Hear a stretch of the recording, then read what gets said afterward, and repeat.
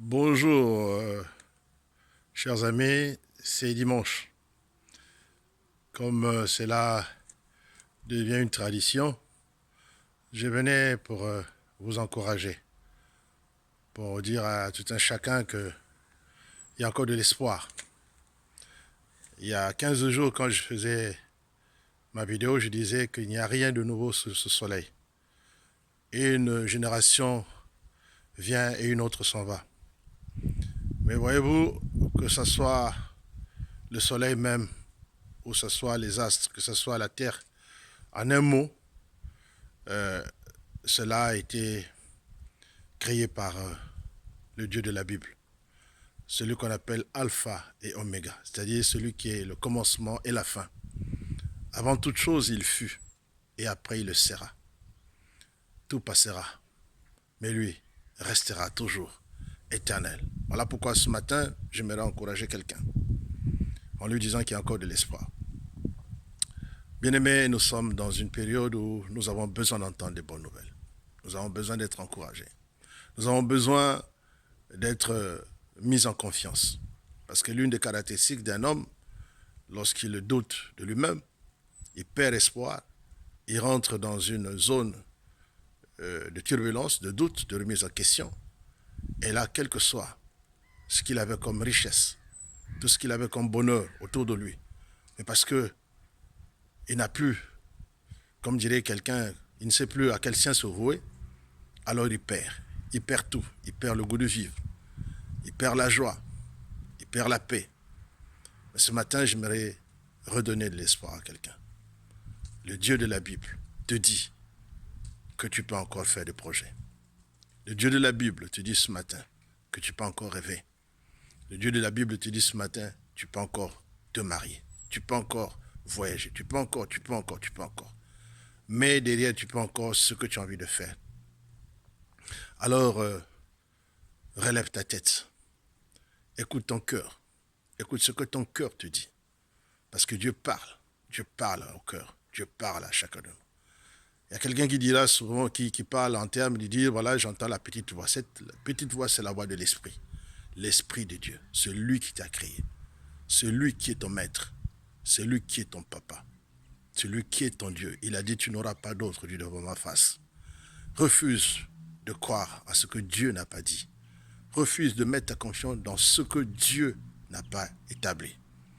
Alors nous avons des raisons ce matin de l'adorer, de le louer, de le glorifier. Ce matin, nous avons passé un merveilleux culte dans la présence de Dieu. Oui, il est notre Père. Il est pour nous un secours. Il est pour nous un appui qui ne manque jamais. Il a dit, invoque-moi en cas de détresse. Je te répondrai. Dieu parle, Dieu répond. Tu peux demander à Dieu, mais Seigneur, qu'est-ce qui se passe? Dieu te dira ce qui se passe réellement. Dieu n'a pas dit ce que l'homme a dit. Dieu n'a pas fait ce que l'homme fait. Ton Rédempteur, le juste, le fidèle, il va s'élever, le dernier, pour trancher en faveur de tes adversaires. Voilà pourquoi je disais ce matin, ne souhaite pas la mort de tes ennemis. Parce que ceux-là même qui pensent que tu es fini, ce sont les mêmes qui vont acclamer. Ce sont les mêmes qui vont dire, oui, ton Dieu est Dieu. Je sais de quoi je parle. Pharaon a dit à Moïse, le Dieu de Moïse est Dieu. J'aimerais dire à quelqu'un ce matin que le Dieu de cet homme qui parle tous les dimanches est Dieu. Nous avons des raisons de le croire. Alors proclame la gloire de Dieu. Parle autour de toi que mon Dieu a le dernier mot. Je ne sais pas si tu as été testé dans quelque pandémie que ce soit, dans quelques mots que ce soit. Le dernier mot revient à Dieu. Nous avons vu des gens qui, sans le secours de la médecine, sans le recours d'une main, de qui que ce soit, mais ils se sont tirés d'affaire. C'est encore possible. Donc il faut avoir le caractère d'un champion, d'un gagnant. Voilà. Soyez remplis de la grâce de Dieu, la faveur de Dieu. La Bible déclare que le bonheur et la grâce nous accompagneront tous les jours. Soyez la tête, jamais la queue. Soyez en haut et jamais en bas. Soyez le premier et jamais le dernier. En ce qui me concerne, j'ai dit une chose. Si l'Éternel, Dieu, tarde à venir, moi je verrai de mes yeux le salut qu'il annonçait aux nations. Le salut de ma nation, le salut de ma patrie. Parce que je suis en terre française. Je crois que ce pays connaîtra la gloire de Dieu. Puisse le Seigneur vous bénir. Priez pour vos autorités. Que Dieu leur donne la sagesse. Priez pour ceux qui vous gèrent. que Dieu leur donne la sagesse pour parler avec sagesse, pour parler avec amour. Parce qu'on peut avoir raison, mais ça dépend comment tu présentes la chose. Ces gens qui t'entourent manquent quelque chose, la compassion. Et l'une des caractéristiques du ministère de Jésus, la Bible déclare qu'il était ému de compassion. Jésus savait se mettre à la place de celui qui souffrait. Aujourd'hui, on libère des paroles méchantes, des paroles, mais alors, quand on les entend, celui même qui vous le dit n'a aucun état d'âme.